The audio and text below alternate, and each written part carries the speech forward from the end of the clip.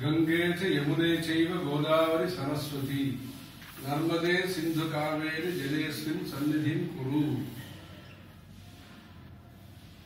தீர்த்தம் தீர்த்தம் என்பது நம்முடைய தேசத்திலே பவித்திரமாக பாவிக்கக்கூடிய உபாசனாவிலே முக்கியமானது, வழிபாட்டிலே முக்கியமானது. தீர்த்தங்கள் கன்னியாகுமரியிலிருந்து காஷ்மீர் வரையிலே நிறைய தீர்த்தங்கள் இருக்கின்றன. சமுத்திர ரூபத்திலே இருக்கின்றன, நதி உருவத்திலே இருக்கின்றன, குளம் உருவத்திலே இருக்கின்றன, கிணறு ரூபத்திலே இருக்கின்றன. இப்படி பல உருவத்திலே, அருவி உருவத்திலே இருக்கின்றன, ஜர்னா. இப்படி பல உருவத்திலே இருக்கக்கூடிய தீர்த்தங்களிலே நாம் நீராடி அந்த கரையிலே உட்கார்ந்து கொண்டு ஜபங்களையும் பாராயணங்களையும் ஹோமங்களையும் தானங்களையும் இன்னும் பல நல்ல காரியங்களையும் நாம சங்கீர்த்தனத்தையும் செய்யும் பொழுது நமக்கு பல மடங்கு புண்ணியம் கிடைக்கிறது. சாதாரணமாக நாம் ஸ்நானம் செய்து ஜபம் செய்யும் போது கிடைக்கக்கூடிய புண்ணிய பலனை விட பன்மடங்கு புண்ணியங்களை நாம் பெறுகிறோம். அதுவும் குறிப்பிட்ட நாட்களிலே நாம் அந்த ஸ்நானத்தை செய்யும் பொழுது அந்த புண்ணியம் நமக்கு பல ஜென்மாக்களுக்கும் நன்மையை தரக்கூடிய சக்தி படைத்ததாக அமைகிறது.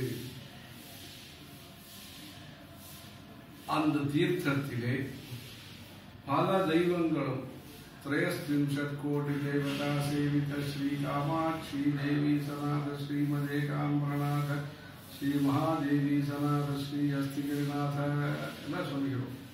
त्रयस्त्रिंशत् கோடி தேவதா, 33 கோடி தேவர்கள். இப்படி அனைத்து தெய்வங்களும், அது மாத்திரமல்ல, சில குறிப்பிட்ட தீர்த்தங்களிலே நாம் ஸ்நானம் செய்யும் பொழுது பல பிரதேசங்களில் இருக்கக்கூடிய தீர்த்த தெய்வங்கள் அனைத்து தீர்த்தங்களும் அங்கு சங்கமிக்கும் இதிகாசம் இருப்பதனாலே ஒரு நேரத்திலேயே பல புண்ணிய தீர்த்தத்திலேயும் ஸ்நானம் செய்த புண்ணியமும் கிடைக்கிறது. இந்த மாசத்திலே இந்த காவேரி நதியிலே ஸ்நானம் செய்யும் பொழுது கங்கை நதியிலே ஸ்நானம் செய்த புண்ணியமும் கிடைக்கிறது. இப்படி ஒரு அருமையான எளிமையான மக்களுடைய தொடர்பிலே, அதாவது மக்களுக்கு கிடைக்கக்கூடிய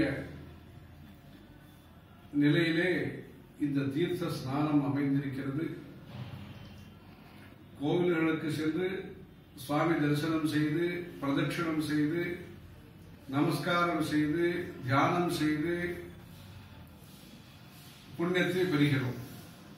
இந்த தீர்த்தங்களை புரோட்சணம் செய்து கொள்வதன் மூலமாகவும் தீர்த்தங்களை நாம் பருகி பிரசாதமாக உட்கொள்வதன் மூலமாகவும் அதிலே அவகாக ஸ்நானம் செய்வதன் மூலமாகவும் நமக்கு கிடைக்கக்கூடிய இந்த அரிய புண்ணியத்தை நாம் எல்லாம் அறிந்து கொண்டு அதிலே ஒன்றாக வரக்கூடிய அமாவாசையிலே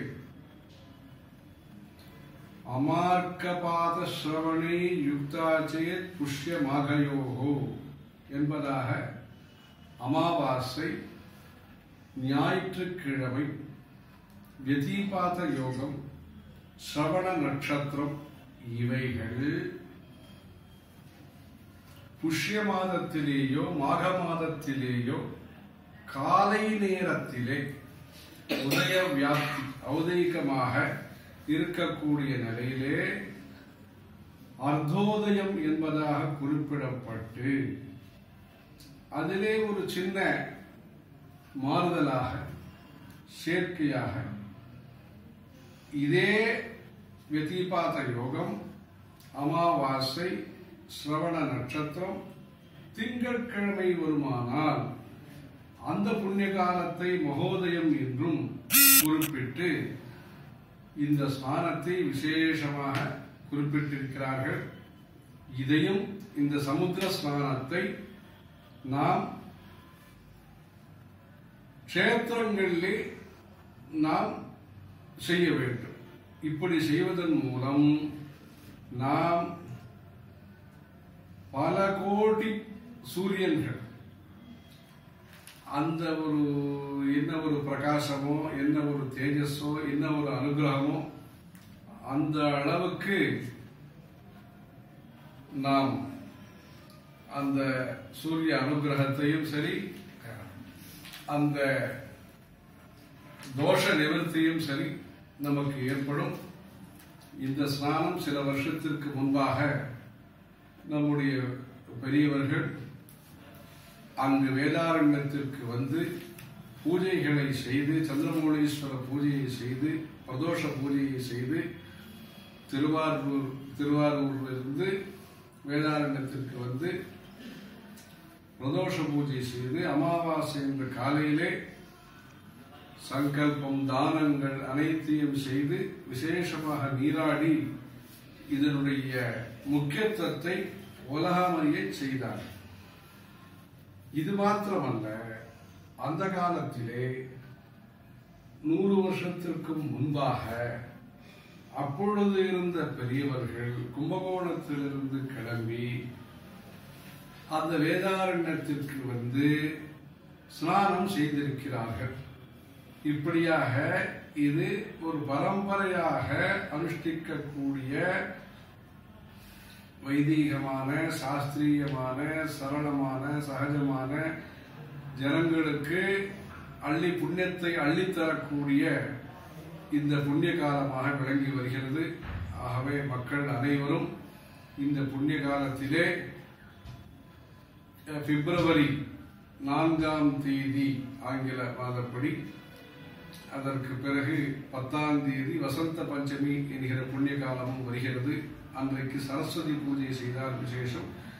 இந்த பிப்ரவரி 4ஆம் தேதி அன்று திங்கட்கிழமை அமாவாசை யதிபாத யோகம் திருவோணம் சிரவண நட்சத்திரம் இவற்றை மனதிலே கொண்டு பக்தர்கள் அனைவரும் வேதாரண்யம் பல அரண்யங்கள் நம்முடைய தமிழ்நாட்டு வரலாறு இருக்கின்றன. பில்வாரண்யம், செம்பகாரண்யம், வீட்சாரண்யம், இப்படி திருமறைக்காடு இப்படியெல்லாம் இருக்கின்றன.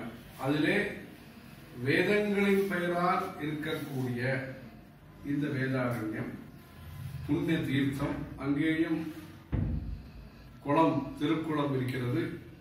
12 ராசிகளை குறிப்பிடக்கூடிய சிற்பம், அருமையான சிற்பம் அங்கு அமைந்திருக்கிறது. அந்த கோவிலே